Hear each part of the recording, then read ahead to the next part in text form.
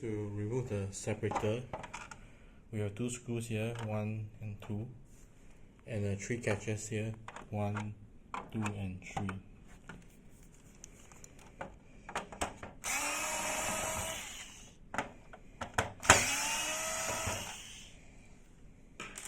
So to access from the catches, we need to rotate to the printer base rear and to press on these catches here.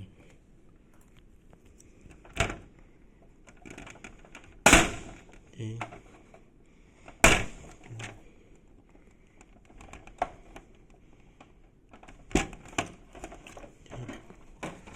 Once done, you can remove the separator plastic.